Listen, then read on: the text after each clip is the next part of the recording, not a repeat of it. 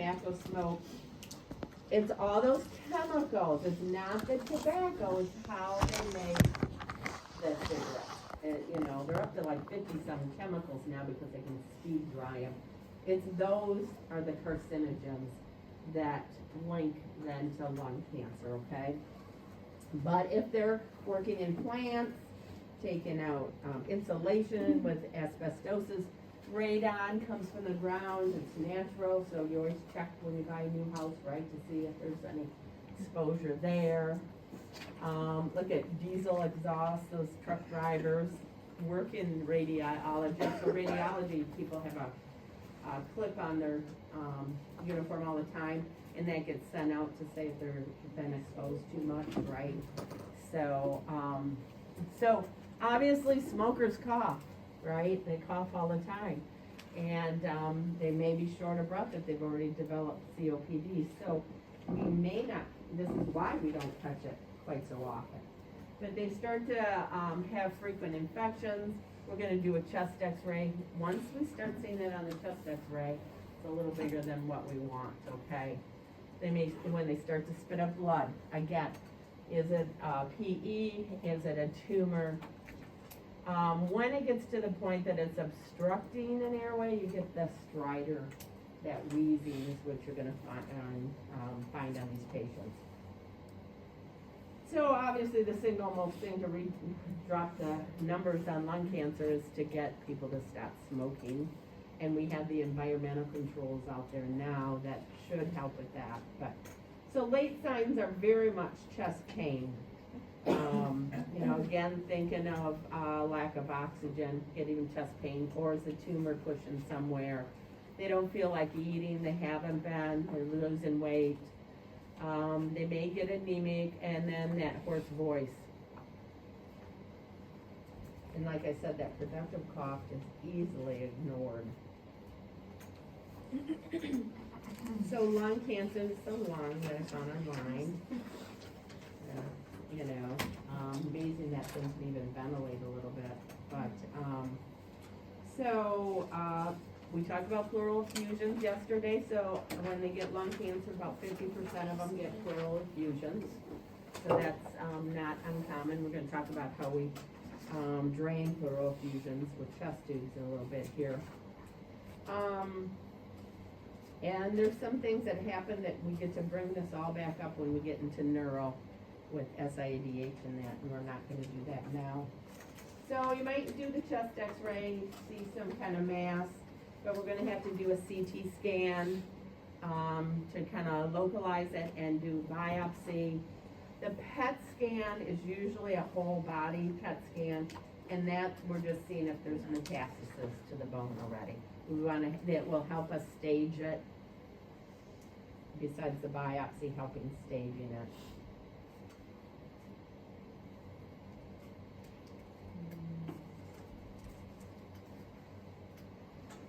So again, you know, think about, I don't have to go through it, but if they do a biopsy, your worry is that they nick a lung and they need a chest tube and then they stay. Because we can do that outpatient. Or you worry about, it's a procedure, if they're coughing up frank blood, you gotta call somebody, all right? So all that stuff we talked about, you're gonna bring it back in. So when they say somebody has cancer with like mets to the brain, does that just mean it's progressed to the brain? Yeah, and when they say Mets, you always want to say, where's the primary? Okay. Where is it? Where did it start? Okay, and you always want to, or at least the doctors need to know. Sometimes they'll say, I don't know where the primary is, you know, and they keep searching, but that does happen. Yeah. So part of the staging, I don't think I have the right page on that. There is staging in the book, 1, 2, 3, 4. At this point, I'm not going to test you on that. Obviously, stage 1, there's no Mets to the lymph nodes. However, to get to the staging, we have to do a TNM. Okay, so T being tumor, N being the node, and M being the Mets, okay? They've metastasized. So, again, you can probably even Google it. There is this massive grid that they will put in at all the stages, you know. The tumor, they biopsied it, and it's very localized, you know, it might be a T0. They biopsied nodes around, it may be a 1. Maybe the nodes aren't infected, so it's 0, okay? And so thus, no metastasis, okay? That then, add information with the biopsy, you will go to staging it then, okay? I should just say stage. And so, obviously, stage 1 would be the best that you can have, because there's no nodes involved, no metastasized. The tumor is very localized and not spanning out at all. So T and M, yeah, maybe you'll see that on the test though, okay? Surgery, we can, depending on where it is, so some of these non-small cell, if it is in one specific lobe, they can take that lobe out and the person will be fine. They still may run them through some chemo radiation. I don't know what the magic thing is. I'm not gonna go through that. We have plenty. If you work in oncology floor, you're gonna learn more about that. Could be a whole lung they take out, lumpectomy. And then sometimes, it's so large that it's pressing it maybe on the superior vena cava, maybe on the trachea. So we're gonna do some radiation just to shrink it. We can't do surgery because of where it's at, but it might give them a little better quality of life. They can breathe if we shrink it. Chemo, they may also, okay?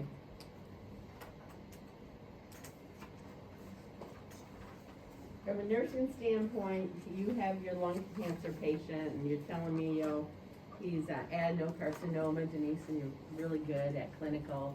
I'm gonna say what's your primary, and it's gonna be his respiratory, right? So how are they breathing? And are they spitting up anything? Are they coughing? You should be checking all the boxes, okay? At this point, if they're not diagnosed or not gone on hospice or anything, yeah, we're gonna suction them. They give them their own yonkers to do their mouth care. Something to help with anxiety, to deal with that. Get pastoral care to talk to them, somebody to talk to them. So are they gonna be able to eat or not? TPN comes in, okay? We talked about TPN already. You're gonna have to provide that listening, an ear to listen. Their grieving might be. Do we need referrals? Do we need hospice? Be comfortable, understand hospice. You had that in fundamentals, right? I had my mom on hospice and took care of her, and it was the hardest thing in life to do, but the best thing that I did. And so I always talk to patients a little bit about it. I remember one patient I had, and I just thought, oh my God, he stayed with us like 3 months. He had esophageal though, and got him to the point of going home, and then he was back in probably in 2 months, and he was so short of breath and everything, and I just said, what do you want to do? He said, I just want to look out my kitchen sink at the field, and I said, you can do that, and he's like, well, my family said, it's called hospice, but when you say that word, people think, I'm dying today. I always like, just tell them, you can have COPD and be on hospice. And then we renew you in the next year because you're doing good. That's what we do, but they're kind of support for the family. They're not this great big support like everyone thinks they're gonna come in and take over, so you need to make sure the family can handle it. But I set a seat and I don't say any more. And I wait and I see if they talk to the family. If they don't, then I might pull a wife aside and say, it's okay if you take him out of here. And he can go home and, are you ready for it? And then I might leave it go. And because a lot of doctors won't bring it up. I've seen our oncologist patients never. With my mom, it's just like, I'm like, are you gonna tell her she's dying? Or am I, And it's like, well, we still have treatments. I'm like, no, she has liver cancer. There's no treatments, you know? And so some of those guys, great guy, but he just couldn't get around to telling her. So don't forget that can be your role once they know their diagnosis, right? I don't break the news to them. That's definitely the doctors. So we're going to talk, thoracic surgery. How do you care for these patients? So a thoracotomy is that incision in the chest wall. The pneumonectomy is the removal of a lung. Lobectomy, removal of one lobe. Resection is a smaller part of the lung, less than one lobe. And we could transplant one or both lungs or heart and lungs with that. I tell you that our good friend that we went to Costa Rica with that had got COVID, they were like 2 weeks away. It was way back on 2 weeks. Oh my God, it's almost a year. His son came home from college because they were shutting down. And they were 2 weeks because we were scheduling appointments to get COVID vaccine. And they all got it. The 3 sons did okay. The wife was a little more, but then the husband, he just kept progressing to the point he was at Covenant. Then he was on ventilator. Then he was knocked out on the ventilator. And then he was at Beaumont. And then we're hearing not good things. And then they said, oh, he needs lungs. I'm like, when is he going to get new lungs? But this is a 47-year-old, perfect shape. This guy ran, did everything. And COVID. So the next thing we know, 2 days later, he's going off to surgery. He did get lungs. It's amazing. And so we're almost a year out. Saw his son the other day. He said, it's been a long haul. He said, Denise, but Dad's doing good. And he had his picture in the Frankenmuth newspaper of him getting his first COVID vaccine. So I thought, good for him. He said, people don't understand what this thing's about. And I'm like, he said, I didn't either, you know. So he's a lung transplant person. And so they're on a lot of transplant meds in the sense we call them, so he doesn't reject. But we don't get to, you'll do a little, I think, in 250. So I got some pictures. So the resection, you might hear that we did a wedge on them, you know, that lingo, right? So get out the surgery report, see what they did. They took the whole lobe, they took a whole lung, okay? It's really interesting that years to come, if these people come back, you swear that when you listen to lung sounds over here, that you hear it, because this lobe will start to enlarge a little bit to compensate. So it's really creepy. And up here, this lobe will probably stretch and you like, wait, he had part of his upper lobe removed and I'm hearing something, okay? But that's like, it's not immediately after surgery at all, but don't let yourself get freaked out by it. So there's cancer, right lower lobe, remove it. And then they will have a chest tube, which we'll talk about. They will have a scar. And they're doing, they do go into the thoracic cavity, but we also can do these robotically too. You know, that's kind of where we progress to now. That's kind of cool.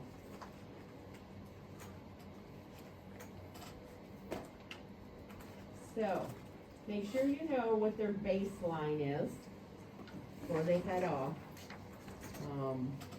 Let them know that they probably will end up in the ICU, but you'll see them the day after. We don't keep anyone in ICU if we can help it, right? They move out pretty quick. The minute we get the tube out of their mouth and they can sit in the chair, they're out on step down. But otherwise, they're gonna have chest tubes coming out to you, okay? Sometimes they'll have an epidural catheter. I haven't seen it so much with our thoracotomies. We used to always have an epidural catheter to control the pain. You know, now all the opioid laws and things, they tend to not put them in. And they may put them on a PCA pump, right? Pain control machine where they can push. Make sure they're pushing it, because the sooner we get them up, sooner we get them moving, the better off they'll be. And don't forget they can splint that area and cough and deep breathe. That hurts too much. That means push that button Push the button, I'll be back and make sure you cough and deep breathing. Pain meds. They're not, if they, if they had an addiction problem before they came in, yeah, we're gonna set it off probably. Foley should come out within 24 hours. I hate it when ICU would send him out to me. Well, we're giving him IV Lasix, so he can't pee in a urinal? Well, it's easier. I'm like, get it out before you bring, they used to like, she's so picky. And I'm like, it is a never event, no infection on mine, take it out. And I, and sometimes they'd let him come by and I'm like, or come out and I'm like, this is coming out. We just take it out. If they peed before, they're gonna pee again, by golly, on their own. We used to, I remember our MI patients, we'd keep them in bed for a week and not let them do anything. We're so past that. And some of these things people have to get comfortable with. So if you don't get him coughing or her coughing, and it starts turning green, and that's probably Pseudomonas. He's probably got it, foul smelling. They get intubated. They run the risk of a lot of infections. And ABGs we're gonna see for sure. If you get a tracheal deviation, you're looking at that. Obviously you're gonna report that, and I'll talk to you about a pneumothorax with that. Incision, look for any redness, drainage. Again, control that pain. And remember, when you're gonna chart after a pneumonectomy, nothing in the side that they took the lung out of, okay, right now. So, after extubation, this is a slide I made separate, using the IS, if they should have respiratory treatments. You guys should know if they have it on your brain sheet. You're staying on it, because sometimes that incision, they don't want to cough. So if we give them bronchodilators and that, sometimes it'll just force them to cough. Obviously, keep on with the pain. It will be a surgeon's preference. Again, positioning with the operative lung up or down is going to be their preference. And you hear the proning, all the COVID patients. I laughed because I thought, oh my God, I would prone people a long time ago because the research came out. It was people, the lungs just perfuse better. Now, I did it when I was on night shift, only when I knew this one nurse was coming that was really crabby.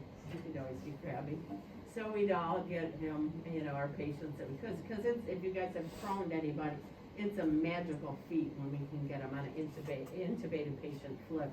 And then I came back with that research, and the nurse manager said, we should really do this with some of our patients.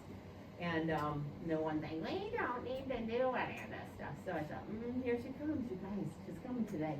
And we'd flip 2 or 3 patients and go home. She'd have a fit. You can't leave them like that. Well, research says they're breathing better this way, and there's better perfusion. We'd laugh all the way out of the hospital. We were hysterical. Like, oh my God, she's bitching, we know it now. It's like night shift people get in trouble. That's what happens at night shift. We do things. You might get watched now though. Again, range of motion, that arm or shoulder, wherever it is, because, oh, it hurts. I don't want to lift my arm right. And they are out of bed. The ICUs are good. They get them out of bed.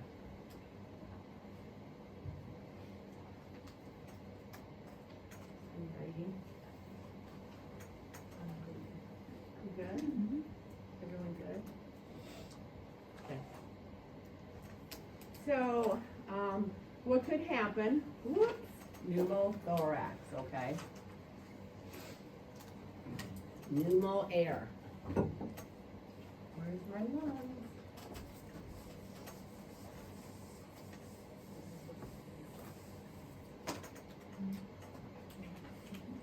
What'd you say? Are you talking about my lungs, Brooke?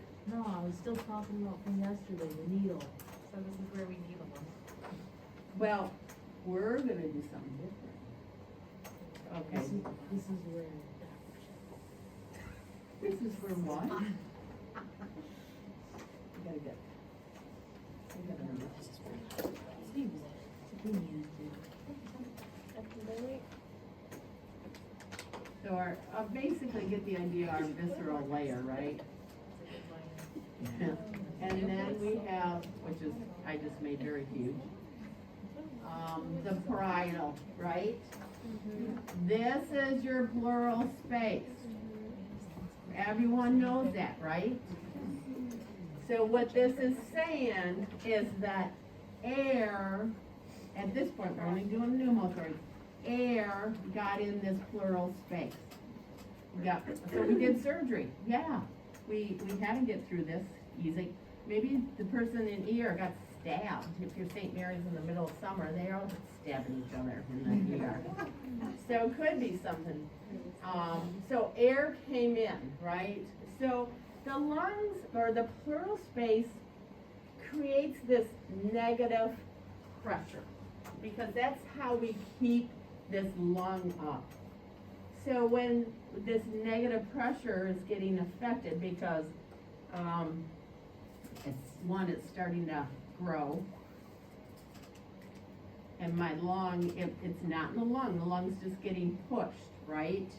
That's what's happening in this space. This air is filling. So this lung, are they gonna breathe okay? They're gonna start getting compromised, right? This negative pressure gets lost to the point that my lung, hopefully we'll see some x-rays today, may be like that now, because there's so much, we lost the pressure. Pneumothorax, this is supposed to be air, that doesn't really look like air, does it? It's like something else. So pneumo, air got in. So your lung is like this short and like shriveled, small and shriveled. Say that again. You have that, the thing that's like small and shriveled. Yeah, it's just all pushed up is what it is, because we've lost, so part of ventilation, you have that negative pressure that helps, plus the atmospheric pressure that helps keep the balloons up, okay? We've lost the negative pressure. Now, it can be, like I said, from a knife or something real traumatic, okay? Steering wheel hits them, blunt, that's blunt trauma, nothing entered, could happen. Spontaneous, what do you think they would have that creates a spontaneous pneumothorax? That they have that we didn't know they had? Something yesterday. Those blebs. Yeah, oh my God, today, Casey, Yeah, I read that last night. Good girl. So absolutely, they, you might not know that they have that, that bleb out here, and they have COPD, they may have these. And so these COPDers, they're really coughing because got pneumonia, and they pop, they pop, and so that'll happen too, okay? That's spontaneous, and it's very interesting. Spontaneous pneumothoraxes, when you see them, usually 21, 22-year-old guy, red hair, tall, thin, lots of freckles. The first time when you see it, you look and let me know. And then you have them, and then you go, did your dad ever have it? And then, I don't think so. What would a 21-year-old know, right? And then the dad comes in, yeah, when I was younger, I had one of those, I think I had 2 spontaneous. And so we CT them, and they've inherited those little blebs, is what they did. And we can do things, we can sometimes surgically repair them if they're very leaky, they have some different options. We're gonna talk about the tension one in a minute. We'll hold on to that. See, I start talking, never look at my notes after this, forget it. Okay, there's a better one. Do you like that drawing better? I do. Is it Okay. just that small Oh, you can if it's like a car accident or something. Yeah. Or you got a little old lady in there, for God's sake, doing some biopsy on her. So the and- lung actually does Deflate. If, shrink, collapse. yeah, because the pressure's on it, right? You've lost that, you're now to atmospheric pressure, so you've lost that negative pressure to hold it up. This one's showing that maybe they did a biopsy and actually punctured the lung, so that's gonna also be affected. So what do? We put a chest tube in, okay? So this is, again, This is your parietal layer is hanging onto that chest. The visceral layer, see, is around the lung. So it's still in the pleural space. This chest tube does not go in a lung. Is everyone understand that? Okay. So then we're going to put it in. We're going to talk about chest tubes in a little bit. But that chest tube is going to create that, change that negative pressure. It's going to bring it back and hopefully reinflate the lung. Not necessarily that quick. They take a few days, but okay.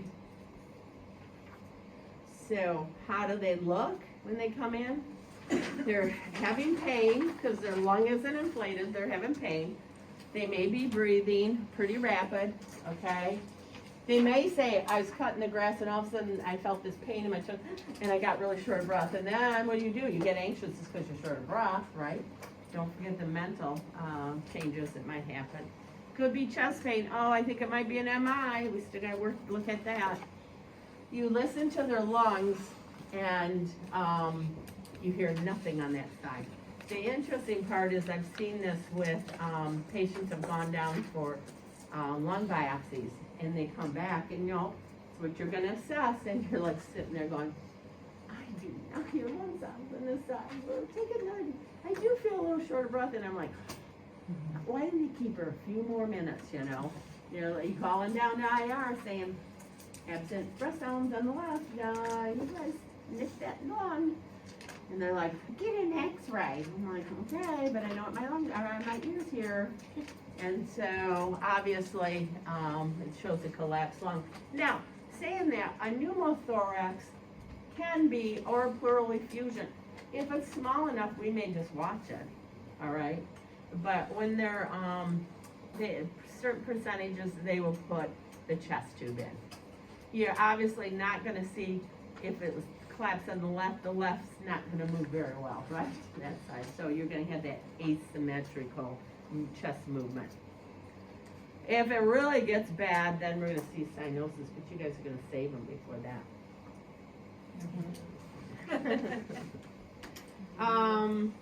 If it has access to the outside, that knife wound and things, you will hear that sucking wound. That's TB, right? I hear a sucking wound. And it will be. It's the most wildest thing, when you work ER. Although ER can get boring, but when they come in and say, John, someone stabbed you. Yeah, but I can't breathe. And I'm like, yeah, I can hear it, Thinking this is the 17th time you came in and got stabbed, But you can just, I found one spot to stab you in. And like, you're a smart-ass nurse. I can't breathe. And I'm like, okay, chest tube over here, please, right? Wait, you're not turning blue yet. You're okay. So what can happen, though, is that tension. So how do we create tension? Means there's nothing open to the outside. So what's happening is there's this air from the lung is creating this pressure, this pneumothorax, to the point it's going to start pushing the heart, the trachea. This air has enough pressure that it can push, and we call it a tension pneumothorax. Not good, right? Bad situation, right? The trachea shifts. Think about this, so you can think it out on the test, the patho. Does it not make sense that my heart's going to try to go fast? It's in a situation that's not right, tachycardia, right? Trying to get oxygen even around, can't get it. But what will your blood pressure be? Heart rate's up, blood pressure goes where? Goes down, okay? You go to listen to heart sounds and they're really, really muffled or you can't find them, right? If we don't do something, they're gonna go into shock and die, okay? So, I know, I don't like it when they try to dive. It's like I sweat and get, you know. Is this Things get messy, chest tubes get messy when they put them in then, and they're all in a hurry. Yep. blood traumas? Bloods? Anything, any of them that we're not catching the pneumothorax on. So they did a lung biopsy and they didn't catch it, and that continues to increase that pressure. Okay. When I talk about chest tubes, if we clamp a chest tube and forget we've clamped it, we never clamp them, could create this tension pneumothorax too. So this is like a buildup, like, Yep. yeah. All that fluid, or all that air, we're just with pneumo, right now, so the air, yep. I think that's good, yep, increase cardiac. So, you can see, so there, I mean, radiologists get big bucks to read these. But also that diaphragm's gonna get, displaced too, as this is your lung, and it's pushing to there, okay? We're starting to shift. Remember when you saw your heart before, it was like this. It should not be off this way.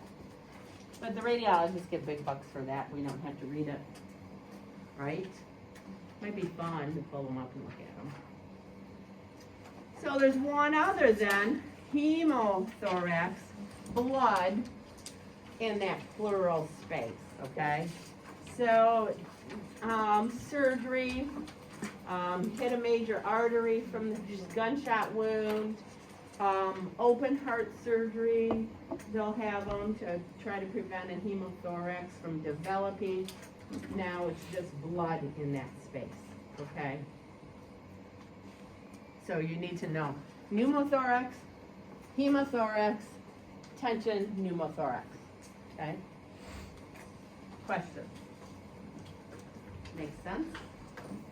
In the pleural space. So they got two chest tubes in that picture, right? Mm-hmm. Sometimes they may have 4. Those people have pain, give them drugs. I give IV drugs until they pull them out, and then I go to hydrocodone or something. But if you got garden hoses in your chest, please give them some Dilaudid. Please give them IV stuff. Give them Toradol, something. Because those things. I got a couple. So think about this being stuck in your chest, or this one. So you want drugs? Yeah. Right, yeah. In that situation, you don't get any choice.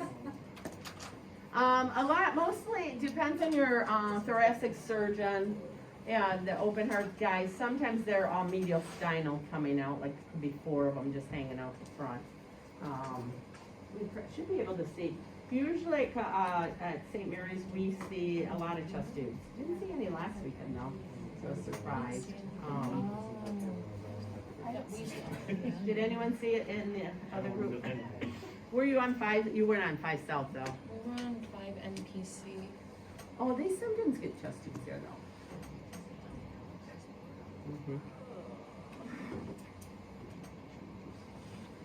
Okay, so chest X-ray, ABG.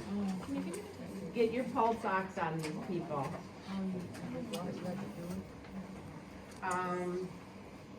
These people are probably going to have an arterial line in, so they don't get getting poked for the ABGs. Okay, it's just one continuous read on them all the time. We're going to talk about the chest tube that goes to water seal drainage. Here's that pleurodesis again, or sclerosis.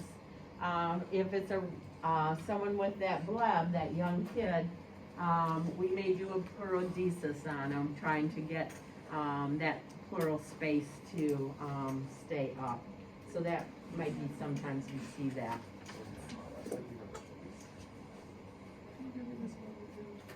Can't tell you enough. We're definitely doing lung sounds, checking mental status on them. And you are responsible to monitor the chest drainage system. When they first come out, you're definitely monitoring the chest tube every hour, for at least, one shift. And then we can go out, to every 4 hours, then we can go out to every 8 to, whatever. And we're gonna talk about some of the things we're gonna see that we need to report. You are responsible for that chest tube. Okay, so, indications for chest tube placement. Fluid or air has collected in the pleural space. We've talked about that. So, we've lost that negative pressure. Let's see, nursing care during the chest tube placement, we're gonna talk about that. We have to explain the procedure to the patient. A lot of times, this moves very quickly, okay? And you may be the one in ear saying, yeah, we just have to put a tube in there, and oh my God, what do you mean a tube? But, you know, we, in the ICUs, we do them at the bedside. We don't like find interventional radiology. If this is due to fluid from metastasis, we send them to IR, interventional radiology, because they put a little tiny, we call it a pigtail in. If it is if it's fluid that can drain through that. Because sometimes it's very thick and it won't drain, so you may need a bigger one. But those situations, we can schedule it, get a consent. Most of the time when you guys are gonna see it, if you go back to the ICUs, and that's gonna be a pretty quick process. You have to know what equipment to get to make sure the doctor is got everything he needs to set up, okay?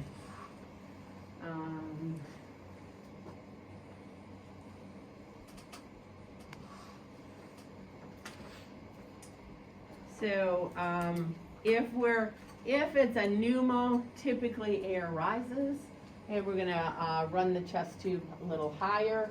When we need drainage, we're gonna go around 1/8.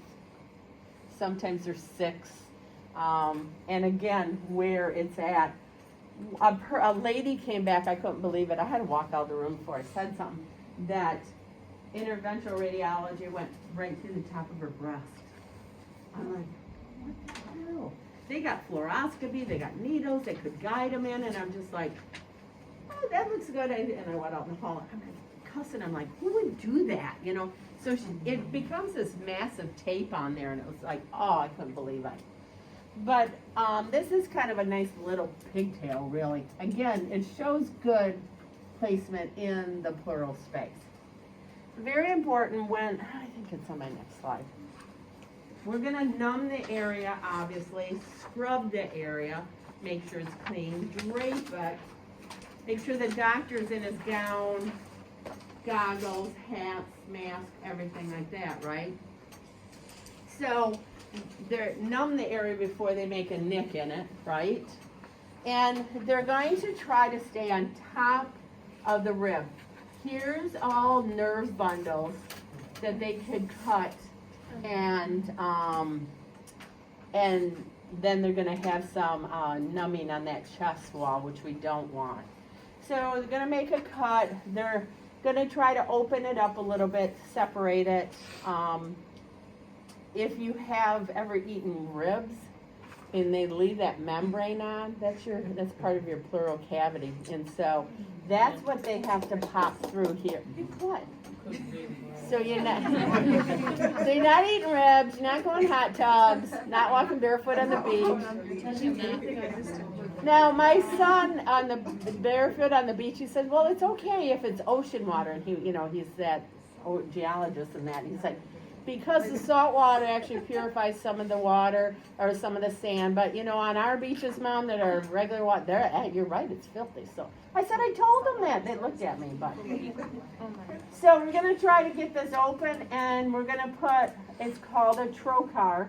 We're gonna try to get that. Sometimes the doctor's in here with his finger feeling. He will fill that space, but it's kind of like a IV needle, right? Look at, this is gonna be metal. You might see that in the near future. What and size is that? Huge. Yep. And it's gonna pop in, and then we're gonna push the tube in. So they're putting that needle in that.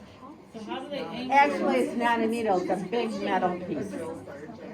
Because it's got So a pop is it through. like the, the yellow? So They're like yellow. You'll see it today. Dr. Kay used to use them for, What? we used to use those for injections. Not these. Like the, they weren't needles, they No, would fit. like the ones that you use for bone marrow biopsy you're probably talking about. Yeah. These are huger. This is huge. And they're a little heavy. Yellow, they are really well. I don't know, these are not typical. No, we used to have.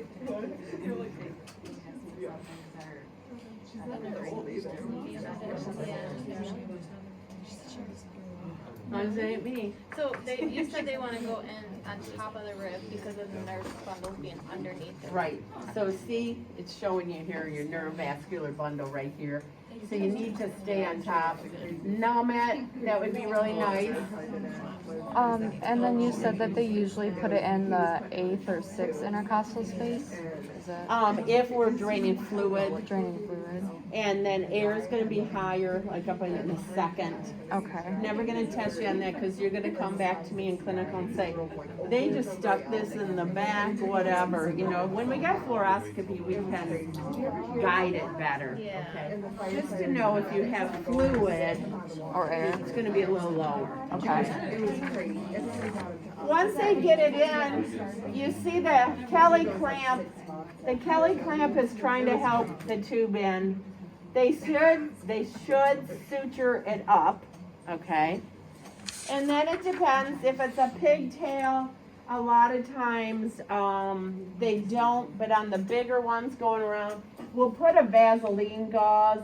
You know, there's research that says you don't have to do that. Me, I like it because it's another seal, like a plug.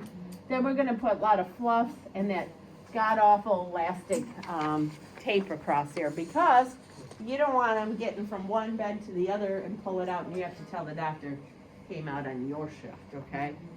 So, that tube's in, we've got it in, we're gonna give them pain meds, and we're gonna hook it to a test tube, okay? So how much is inserted? Huh? How much is inserted? It depends on where they're placing it. They should watch it on fluoroscopy. If it's an emergency, they kind of just shove it in and then, and always when we do a procedure, what do we do on the lungs? What do we do immediately after it's in? X-ray, yeah. And then they look at it and go, yeah, I put it in the wrong spot. Could happen. So then, a little history here. See if these guys come. Yep. We'll look at this in a minute. Lift bottle by handle, yep. Okay.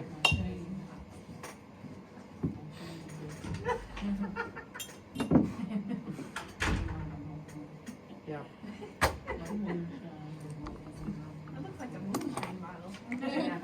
In the good old days, Donna and I were just talking about these, and she said that it's a 3 bottle. I said I only got 2, okay?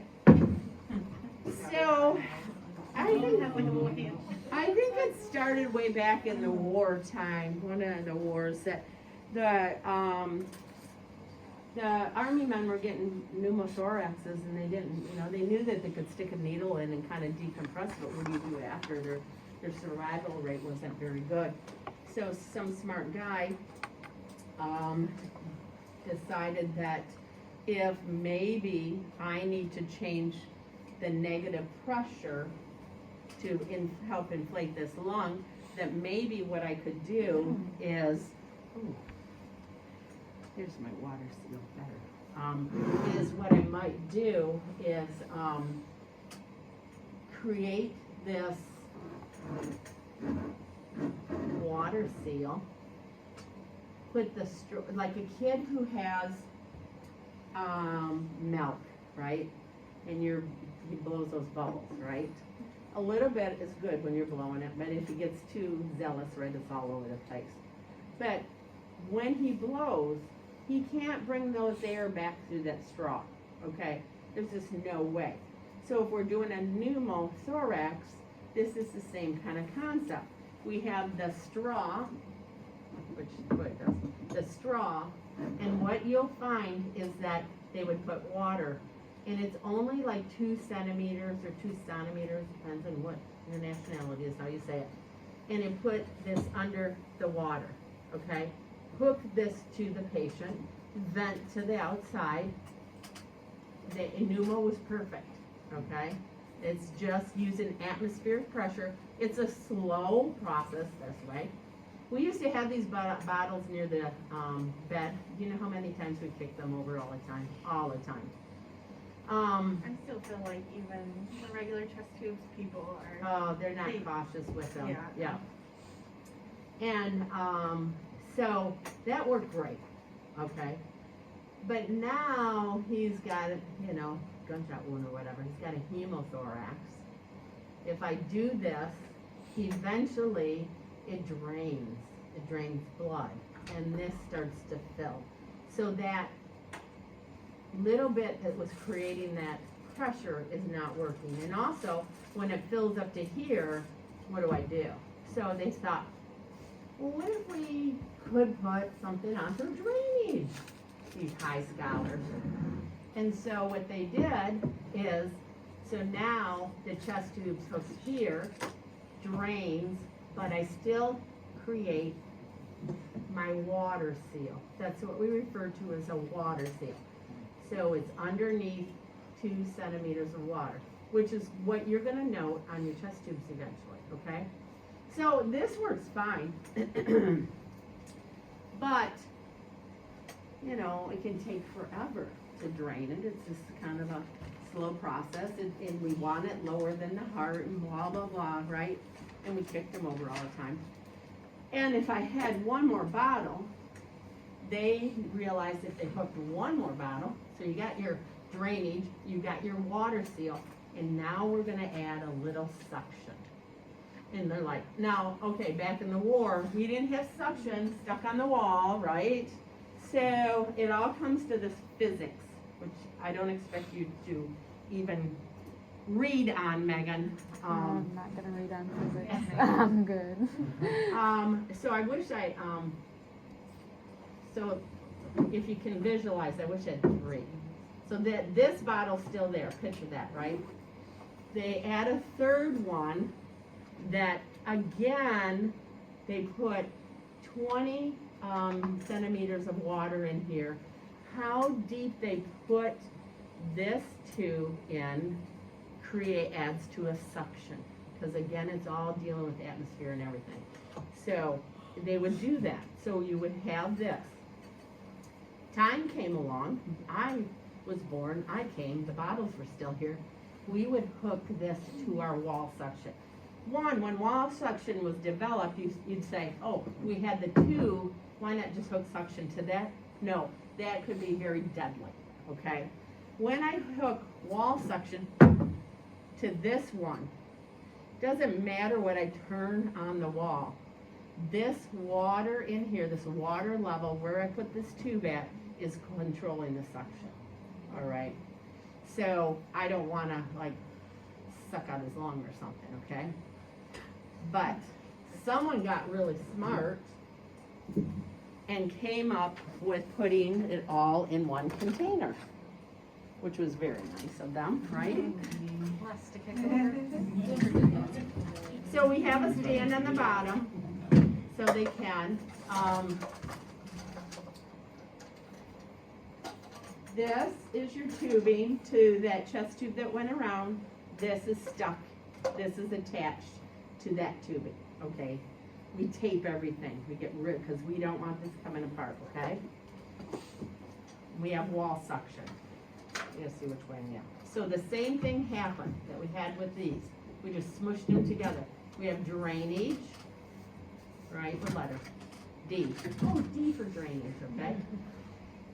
When you start your shift, I would make a mark with a pen, a marker or something where you're at, okay? So when you look at it, if all of a sudden you have in this last hour 100 cc's of bright red blood, I'm concerned. Dark, no, he turned, I got him up, there was a pocket that drained, okay? Does that make sense? Most of the time it's real serous sanguinous, and we watch for it to thin out as the days go on, okay? So we have drainage here. So that second bottle was called what? What was my second bottle called? Water seal, right? So the water seal is my next column, B. So this long thing here is my straw. And here's my 2, I think, pointing at something, 2 centimeters is down here, okay? When you get and pull this out of the package, hopefully we'll get to change a few this semester. You have a port that you'll fill it, and it'll fill it automatically to 2 here, and the ball's blue, so it will make it diet blue, okay? There's a little ball in the straw, this straw here, which we'll play with today and tomorrow a little bit more, not tomorrow, next week. Yeah, you come tomorrow. This little ball is in the straw, and it kind of goes up a little bit, up and down with respiration. We call it tidally. If they have a big pneumo, it's gonna go because they're not healed, and it's just reflecting what's going on. But again, it's all set. That second bottle, your water, they're to water seal. They're always to water seal, okay? The question is the next one is the suction. We have 2 types of suction for this, okay? We have, this one is, we call a wet, and the one that you'll see in the lab next week has a dial, which I love because there's no water here, but the dial is a dry seal, okay? And you can just turn in what you want. We just turn it, we always want it a -20, and you just turn it in, don't have to worry. This one, you see where the 20 is up here, somewhere my hand's near it. That needs to remain at 20 to keep the correct suction on it. That's my 3rd bottle.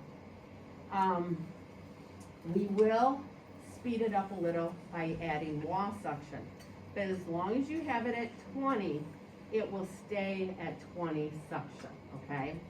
Now, that, what I love, especially on 4 North, I pick on them all the time, you'll walk into a room and they'll have this, because I don't know, God knows, some physician likes this one versus the dry ones. The dry ones are quiet. This one you hear, this bubbling. This needs to only be a gentle bubble. It is not the suction on the wall. So some nurses think if I turn it up, I'm doing a great job. No, what you're doing is evaporating this. You're making like spaghetti, right? It's ART, it's evaporating. So you stop it to see where the level is, and it's way down here. And it's not doing any good. You need to keep it up at 20, and that's yours. So you're gonna check. You know, we always start at the patient first. Listen to lungs, and then work your way down the chest tube. Nothing's draining, nothing's goopy, everything's connected.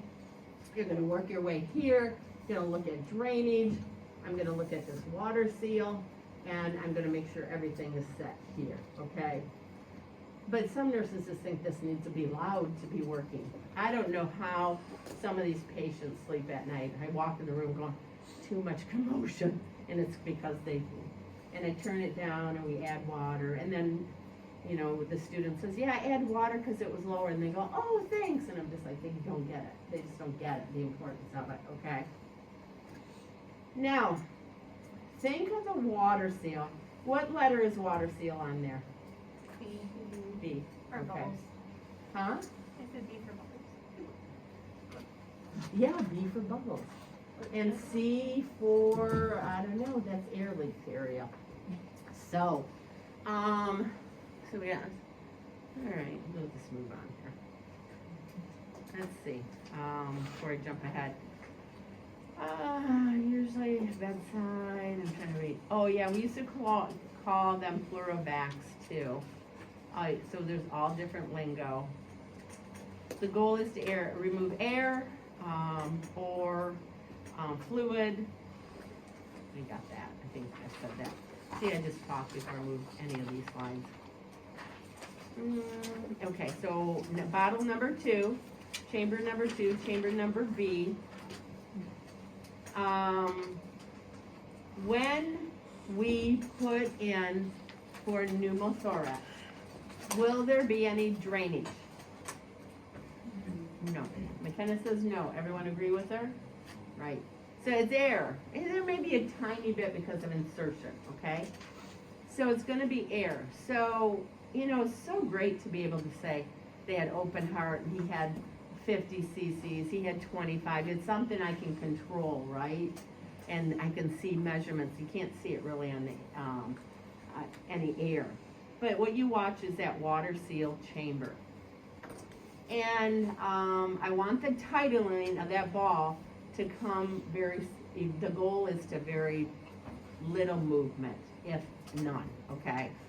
But if you put it in, the air leak's there, it's gonna take some time, right? So so you picture this tube is an extension of my lung. This is my lung extension outside, okay? You can see if I'm healing or not, okay? So that's what the water seal is telling you, that when I breathe out, there is an air leak, because I got a hole there, right?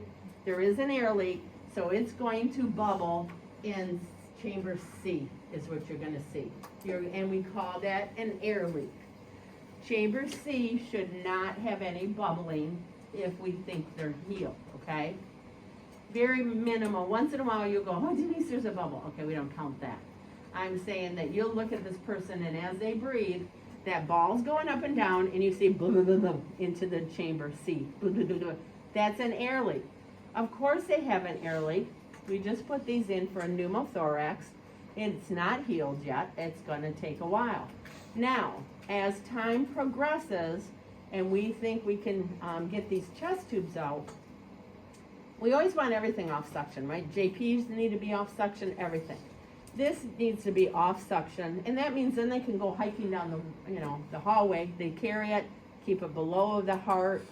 Don't set it up on the table and start talking to someone. It needs to be below, because it's still working, even though you don't have it connected to suction, okay? It's still doing its thing because of the changes.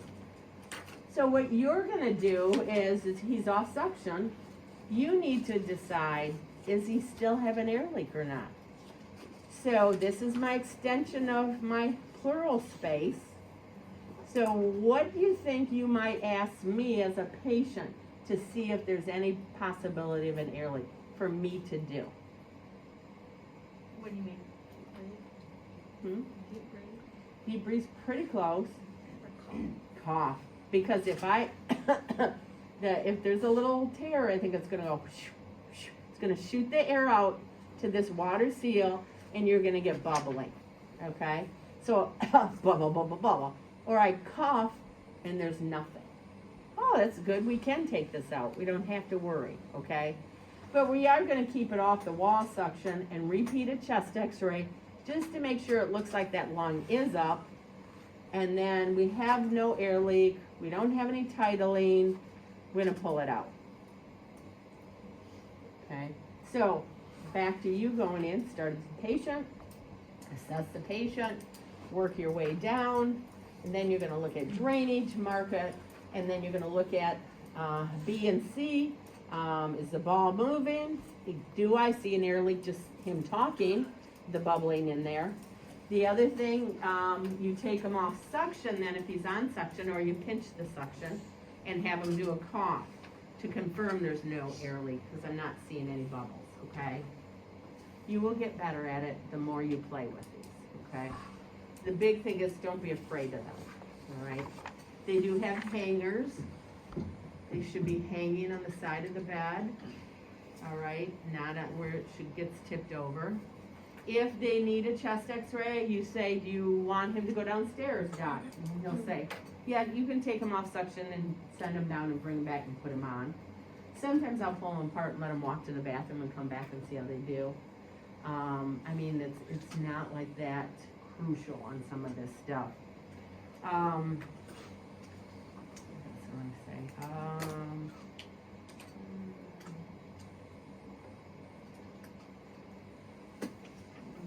Okay, there's titling, okay? So the water level, the water seal bottle, that's B and C chamber will fluctuate up and down that ball with each inspiration, and more so with a pneumothorax in there. Only time titling should stop is when the lung is reinflated and no longer requires a chest tube, or if a problem occurs. This tubing, you know, you'll see drainage, you'll see maybe little clots, and you'll just wanna go, I'm gonna break it up. We called it milking, and we would do this, which actually could, create extra pressure. It's a big no-no. We don't, doctor wants to come in there and do it, that's his risk, but we don't, because it also will create, fluids going back, possibility infection, so we never milk it. It is very rare that we clamp this. When we might clamp it, because it comes with a clamp, we may, if we are changing it, right? So this comes up, this maybe. So this is still to the patient, and I would not want to clamp that, right? It's wide open. So I'm gonna clamp it, gonna have a new one set up, and then you're just gonna reconnect. Take that clamp off immediately. If you leave the clamp on, what are you gonna create within the next hour to two? Tension pneumothorax, all right? And you go in, your patient's like, oh, can't breathe and turning blue. I'm gonna yell at you. What are you gonna do, right? Always at the bedside, we keep a Vaseline gauze. Some hospitals may not. Vaseline gauze and chest tube clamps. They are padded, they're chest tube clamps. Because sometimes, you know, it's always, nothing happened this time, but it's usually when we start on 6 North.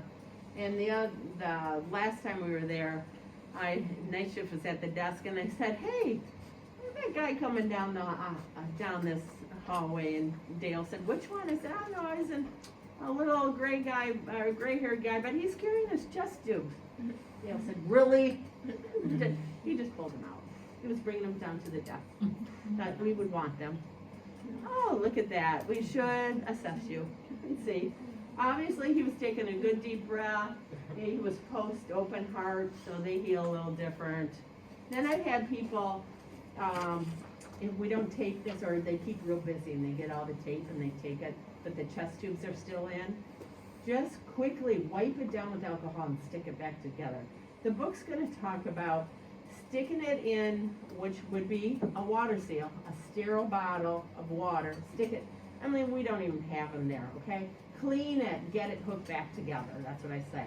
And hopefully don't let them take a big deep breath, because that's gonna suck all the way back in there, right? Don't panic, is the big thing. So, other things that have happened, Grandpa, we got the 4 rails up like we shouldn't, but he's climbing over the rails and pulls them up completely out. What do you do? What are you gonna do? Assess and then call doctor? Assess is good, right? Because we want to know how he's breathing. And we could do a stat x-ray, but the big thing at the bedside, we have a Vaseline gauze. We're gonna put over the site. You're gonna put, hopefully the 4x4 is there, but we're only gonna tape on 3 sides because it's creating that little bit of a, we don't wanna seal it again, we're gonna have a tension. So, you know, they cough and that, and have them cough as frequently as they can, because we're gonna keep trying to keep that negative pressure working, cough, and then it'll act like a valve until we get the chest x-ray and get someone in. Now, sometimes they come out and they're fine, right? But you just have to think, okay, what am I gonna do with this? This falls out, right? So you make sure your tubing's not kinked, not getting run over by something. If this chamber gets cracked, if this tips over, we'll probably get into the water seal. You gotta change it. I don't care if it's not full or anything. It's gotta be changed. It has to be correctly, everything in its right chambers.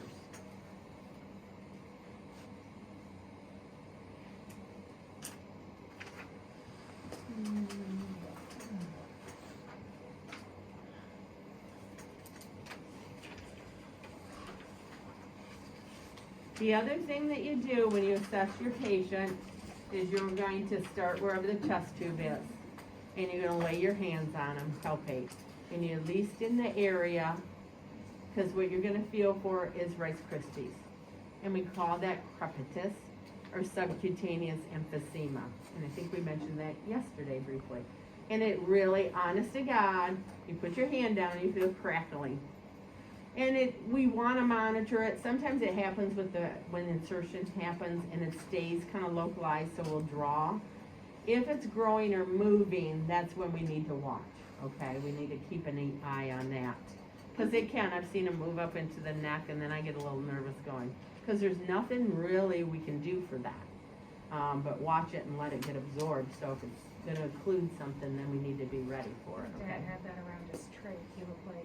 After you had a trach, did you feel it? Did you feel the crackles? It really does feel like Rice Krispies, yeah. So there's nothing that you can do for it? You just maintain airway so they, yeah. Okay, because If it's down here, like, yep, everyone comes in, feel as scrubbing Yeah. this, right? when I started at the hospital, there was a patient in PACU who had chest tubes, Mm-hmm. and she had crepitus, but it was literally all over, like it was in her face, and the nurse was like, come feel. And like, I didn't feel her face, but it was like her shoulders, her whole face They was had a bad swollen. chest tube then. Yeah. Did they redo the chest tube? You don't know. I got pulled to the other floor, so I didn't get to see how it ended. Yeah, so like, wherever the chest tubes, you saw the little holes at the end for drainage. They don't get them placed right up in the pleural space, and they're least bit out or something that's gonna create the problem, yeah. Or whoever put them in did a really bad job. Her, like her eyes were swollen. And Oh, everything. yeah, it can get real, yeah.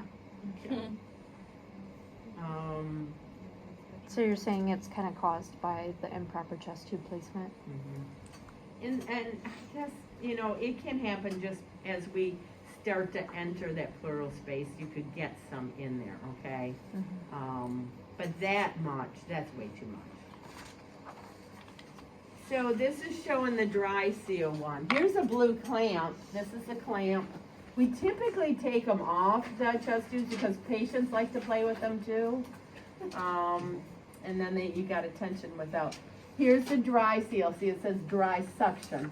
Dry suction. And we dial it in. See how much nicer? I don't have to.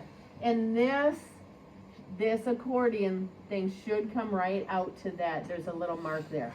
So if I take it off suction, that accordion will go down. When it's on suction, it will go up.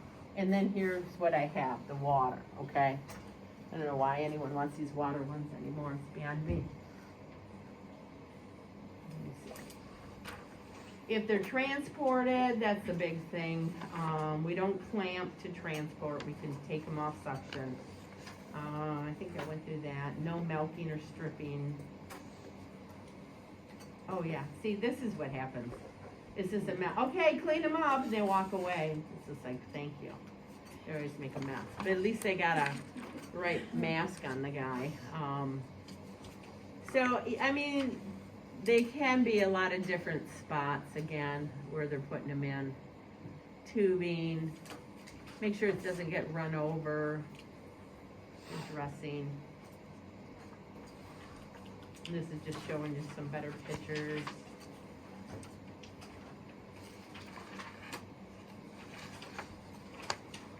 So, checking respirations. Are they moving their chest good? What do their lungs sound like? Are they short of breath? Is there crepitus? Go to the dressing. Does it look good? Any drainage? We usually don't tear it all back down. We just reinforce. Sometimes they get really wet and sloppy, so we are going to redo it. Then you go to the tubing, make sure there's no kinks in it. The connections are all tight. Check the drainage system for make sure there's no cracks. Water seal for titling or water level. So you have to maintain them. Check for bubbling. So it's a whole long process. And then if you're gonna mark it like the end of your shift, you would record how much it's been out. One thing, it varies between hospitals a little bit, is that St. Mary's, they say if it's greater than 240 cc's fluid drainage in 24 hours, they won't pull them. But Dr. Leoconis, he's pretty funny. I think he's still there. He would always say, well, does it look like Kool-Aid? And then I'd say, well, what flavor? And then he'd always say, smart asses when you say, you're one of them, huh? Well, kinda. I mean, you know, but if it looks like Kool-Aid that it's, I said, and did you make it right? Cause mine is pretty dark, cause I like it concentrated. And he's like, no, following the directions on the package. So, that's how he gauges it. All right, so when that chest tubes come out, you're gonna have to make sure all the dressings are there, and they're gonna clamp them, they're gonna pop off the sutures, and obviously they're off suction already. And most of the time I see still a Vaseline gauze, even though research says you don't have to. But, what do you want the patient to do as the PA pulls those chest tubes out? What do you think the patient should be doing? Hold breath. Hold breath and usually bear down, you do. But not, so you say, okay, count of 3, hold your breath, and they make sure they're holding and not as you pull. And you tell them, it's gonna be a tug, because what'll happen, you wanna go like that, right? So they're gonna, I mean, sometimes these things are really tough to come out, so I say, hold your breath, I kinda help them out, and then they pull them out, and they have a gauze right there, and then they tape that down. And usually, 24 to 48 hours before that dressing comes off. And then, just their little stab marks there, you'll cover them with something, because sometimes they can still weep on their clothes. And when they pull the chest tube out, it heals from that'll collapse around and go together really quick. But this outside might be gapped, because it's healing from the inside out. And it should be within 2 days healed up well. Tell them not to scrub on it in the shower, and no lotions, no creams, no powders, nothing like that. Megan, did you have a question? Yeah. Hold on. I'm gonna lose my train of thought. So when you have the chest tube out and you put your Vaseline gauze on and stuff, are you still doing the 3-sided tape, or are you taping it all around, making it like secure? So they're gonna put, so if it was here and they pull it out, we have Vaseline gauze, and then we have those big fluffs. Okay. And straight down with that elastoplast. is what Okay. happens. And then it just holds it kind of, and collects, especially if they're real weepy ones. And then you said it usually heals within like 2 days? Yeah, it immediately collapses on the back end of it pretty quick, so there isn't, you know, but they could just even weep just a little bit for a week or so. I just tell people to watch what clothing you put on, because it could make a mess. Okay. Let me just do rib fracture, and then you can take a break. I think Sam brought up rib fractures yesterday. So, so they could be a reason why we need chest tubes, because ribs fractured and punctured the lung, I guess, the pleural space. Trauma, some uncontrolled coughing can fracture ribs, especially in your old people with osteoporosis and things. You can say CPR, you hate that. Oh my God, I broke his ribs. Again, they hurt, right? Rib fractures do. They really need to splint when they're, because they do have to cough and deep breathe. Otherwise they get atelectasis, you know that word, or they get pneumonia. Ribs take about 6 weeks to heal, and you have to tell people that. Like, I still have this pain. It's only been 2 days, okay? You need to wait. So rib fractures are caused from something. Falling off a ladder, right? Big car accidents, sometimes what we'll see is what we call a flail chest, and that means multiple rib fractures. Again, that rib cage is very important for ventilation. Its structure is made specifically to help those lungs inflate and deflate, so if they get broke and they're not working right, we're in respiratory distress, okay? We probably will end up on a ventilator with these people, because I do have that picture, right? So when they breathe in, you've lost it from everything gets sucked in. When they breathe out, it bulges out. So it's very asymmetrical. These people are ventilated, and our big struggle is getting them off the ventilator, because the ribs take so long to heal. Dr. Case, he's not here anymore. He was our big guy that would plate the ribs. Take them back, and he put plates, kind of like pinning an ankle, would be, they slide right in and put the ribs back together, and those people would be extubated off the ventilator within 24 hours. If otherwise, when we have this, we worry about the rest of the lung getting very stiff, and poor outcomes are with flail chest. So they're all plated up. Hannah, she's in 250 now. Her mom was in a very bad car accident. I had her mom too for nursing, and they plated her, and so it's something you have the rest of your life. They don't go in and take them out, but they're kind of made to like fit over them. So I don't know if who does them at St. Mary's now since he's gone, but so that's what a flailed chest is. Okay, take a break. She worked so hard.